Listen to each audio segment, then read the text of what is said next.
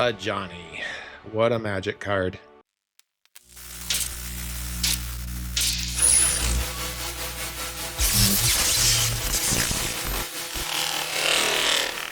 Hello my friends, it's Johnaroth, and today I am playing with a new avatar commander. Today we play with Fire Lord Zuko for 1 red, 1 white, and 1 black. You get a 2/4 which has Firebending X, where X is the Fire Lord Zuko's power. Firebending is basically when you attack, you get that amount of mana that can be spent during combat. Whenever you cast a spell from exile, whenever a permanent you control enters from exile, put a +1/+1 counter on each creature you control. So the goal of this commander is you want to cast spells from exile in order to pump up your team. How do we do that? We have a lot of effects in this deck that basically allow us to play things from exile. Prosper can allow us to play cards from exile. We have Wrench, which can get cards to play from exile. You have cards that you can use one side of their ability and then play them on the other side from exile. So this whole deck is built around trying to get the best values out of these 3 colors and casting as many spells from exile as possible in order to get value for your whole team. This is a very creature heavy deck that is focused on getting that value from our commander while we build up the board state in order to get a win, getting the best of those 3 colors. So let us take Fire Lord Zuko into the queue and see if we can exile our opponents. Let's go. Okay, our game is against Vanafar. So blue-white deck, kind of scary. I do like our mana. I do like the fact that we can have a look at their hand and removal. This hand is not bad, so I'm going to go ahead and keep this.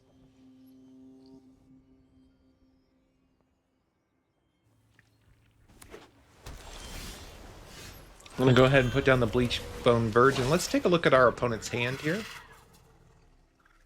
Okay, so he has all these ridiculous spells. Let's take away his ramp with Into the North. And that is enough to win the game. Yeah, unfortunately, he's going to be way behind in mana. We'll be able to get out our commander. We'll be able to kill off his commander if he gets it out. But taking away our opponent's early ramp gave us the victory. Good game.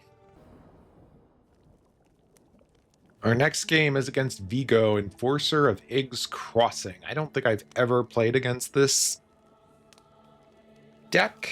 Our hand has a lot of ramp to it, as well as some early exile effects that will help with our commander, so I'm going to go ahead and keep this. Let's go ahead and get out our Surveil land. I'm going to go for...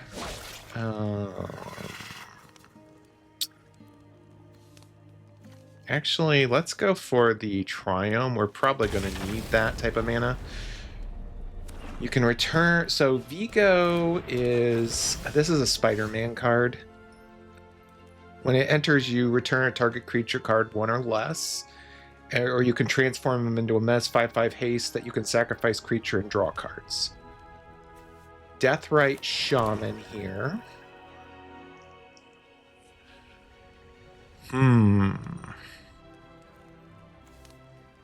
Do we take a turn off to get out the Thrasher? I think we just need to kill off his Shaman. Let's have him sacrifice a creature.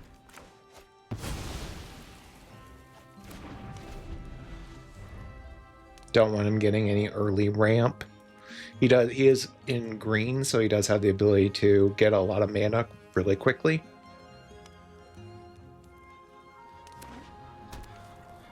When it puts down a tapped land, perfectly fine. I'm going to go ahead and get out a Emperor Bone because this is the one creature I think we can afford to lose the most.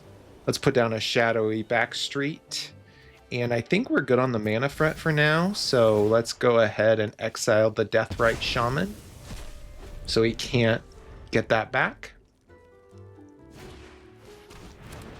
Opponent has a Haywire Might. Another land. Let's Let's go ahead and put down a land here. Let's go ahead and cast Curse of Silence. Make his commander more expensive. So we're going to say Vigo. Vigo, Enforcer of Iggs Crossing, or which one is it? I think it's this one, right? Let's take a quick look just to be sure. Enforcer of Iggs Crossing, yes. Let's go ahead and get out a Johnny as well.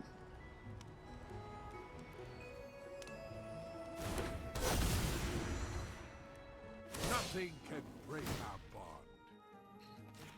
Let's go ahead and just exile land here. He can sacrifice the Haywire Might to destroy the Curse of Silence.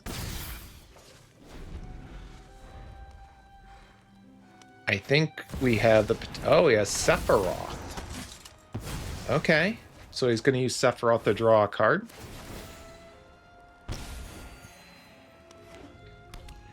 He could have used the Might to actually kill off the Curse of Silence. I don't know if our opponent realized that. So, step 1, Party Thrasher.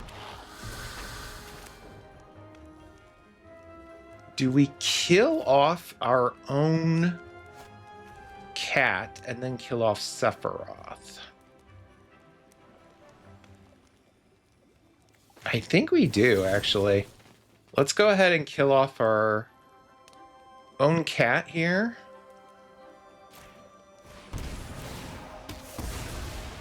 We are going to take some damage, but I think it's worth it. We're going to transform a Johnny. Oh, our opponent's really not liking us doing this, is he? Let's go ahead and kill off Sephiroth here. I'm going to exile the Haywire Might so he can't get rid of the Curse of Silence. Let's go ahead and swing in. I feel like we have a decent advantage now.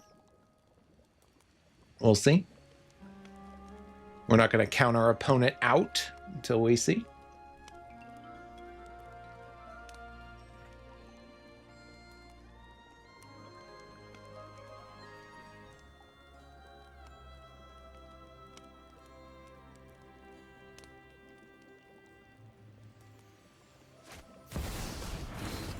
Opponent's going to get out a Terminus, and that is enough to win us the game.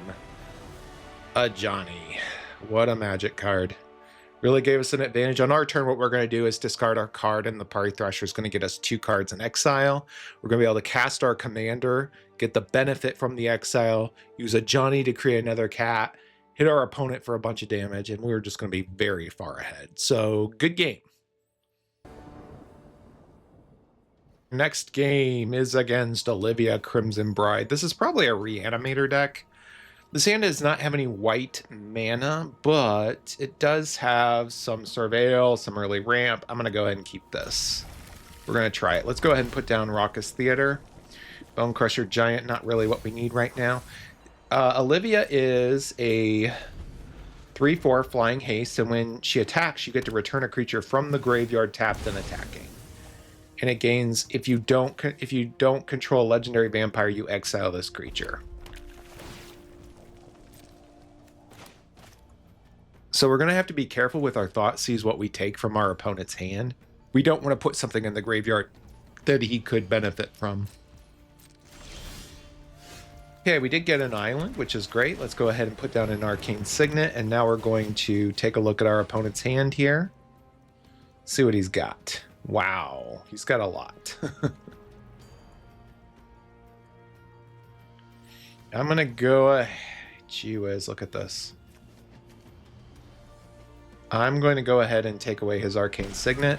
I'm really going to be focused on getting rid of his ramp as best I can.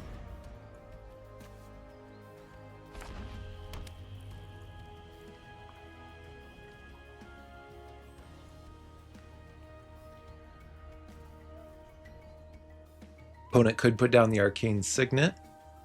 I think he's hesitating because he knows we're going to get something out if he does.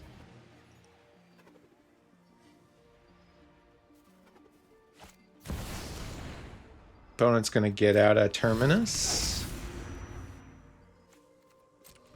Perfectly fine.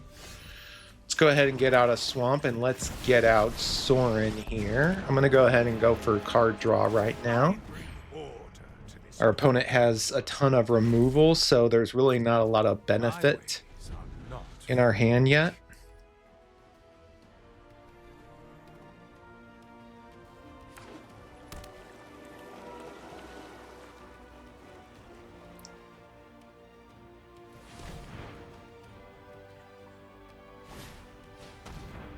Opponent's going to cast Mind Spike, so he can get rid of the invasion. Let's go ahead and draw another card with Soren here. I'm going to go ahead and put down the Shadowy Backstreet. We really don't need any more land. I'm going to get out I'm going to cast our commander with the understanding that he will die. We're trying to exhaust our opponent of his mana supplies. He's going to kill our commander one way or another, and we understand that. Yep. Kills him off.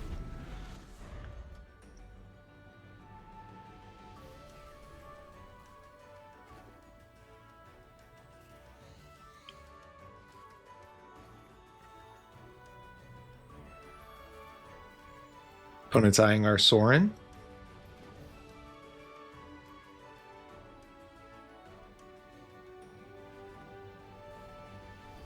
Luckily, Soren can't be targeted by Snuff Out because that's only creatures, not planeswalkers.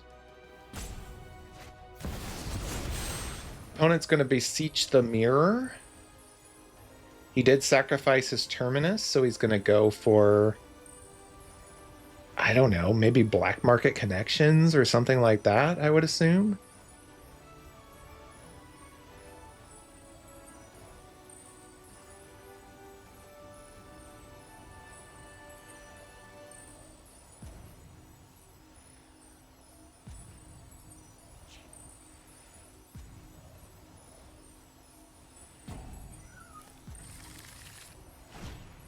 Okay, so our opponent got a key to the archive. Yeah, I understand that.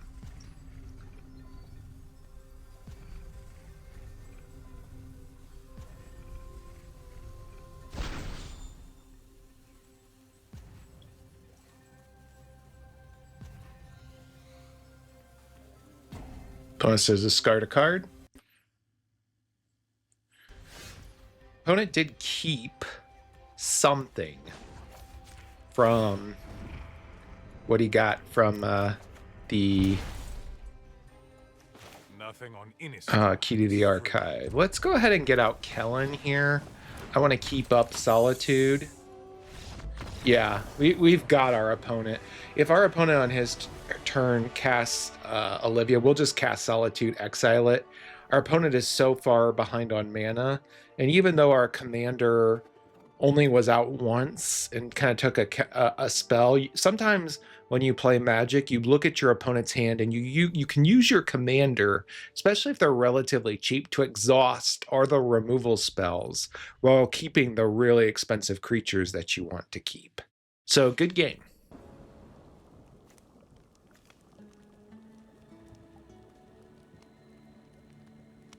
We are playing against Fellothar, Dawn of the Abzan. This hand is a little slow.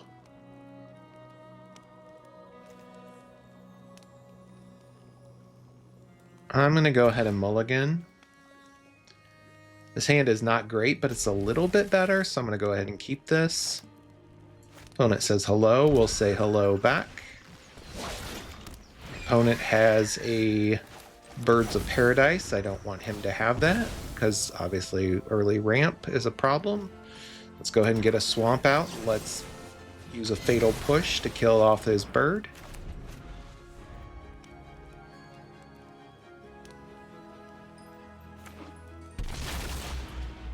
Opponent has a tapped land.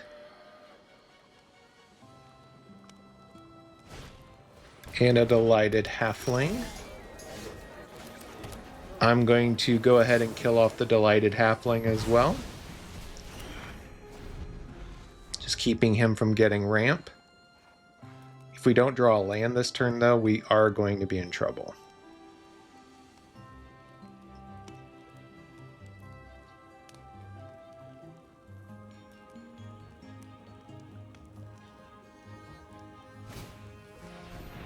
Opponent is going to cast Curse of Silence. Probably going to pick our commander. Really hoping we draw a land here.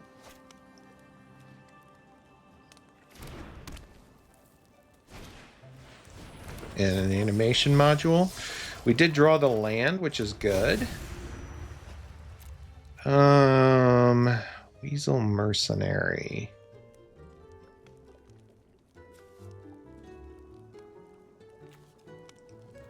I'm going to go ahead and say Mercenary. Somewhat of an interesting pick here. But it's so I can get out Cruel Claw. Our commander is just too expensive right now. Anyway. Now, Cruel Claw does have Menace, so he's going to have to focus on Cruel Claw.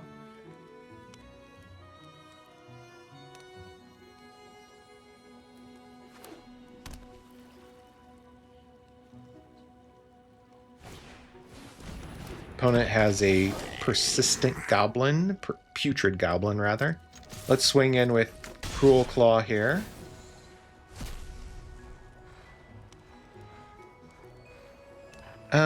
Do I care about Norin? Not really. I'm going to decline on that one. Let's go ahead and get out Mother Runes here.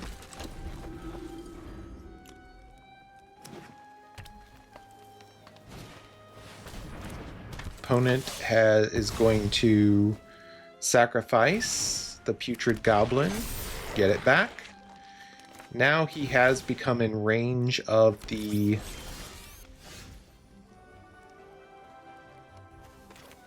Giant Killer, which is good. Let's go ahead and kill off Felithar here.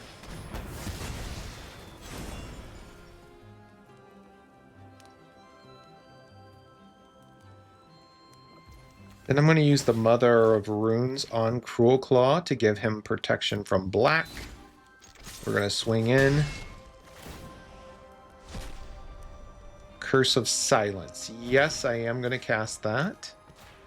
We're going to cast it. Let's discard the Virtue of Loyalty here. And we're going to say Felithar. Make him more expensive.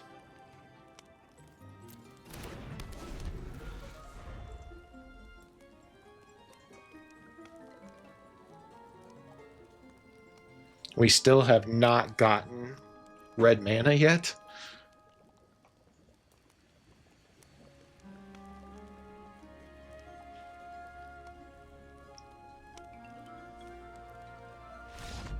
And that is enough to win the game. On our turn, even without red mana, we're kind of beating our opponent down. We'll be able to give Cruel Claw protection again and swing in. So another good victory for us. Good game. Thank you, my friends, for watching another one of my videos. This one featuring Fire Lord Zuko. And I did just want to kind of give you my honest opinion about this card. Like always, since you're my viewers, he's meh. He's just meh. I would put him at probably about a C-level power. He's not a cheap commander, but he's not an expensive commander. But he requires a lot of setup on the board in order to get some value. You have to have him in play. You have to have other creatures that are going to gain value from it. And then you have to have cards in exile in order to get the maximum amount of effect that you want from this type of commander. I did have a good win rate, but in the 3.5 hours that I played my revised final version of this deck, I really found very little opportunity for actually utilizing the commander and his ability. Honestly, there was always something else to cast, something else to do, and by the time you're towards the end game state, you really can't afford to get out of this type of commander again after removal or something like that and then expect to get value. The opponents that I did fight against were variety in nature, but overall, this commander is just okay. The deck list is in the description below. Please don't forget to like. Please don't forget to subscribe. Please don't forget to leave a comment down below talking about if you maybe had a different experience with Zuko or another commander you'd like me to look into, or your favorite flavor of ice cream. I don't really care as long as I talk to you, part of the Magic community. Thank you so much for watching. Have a great day.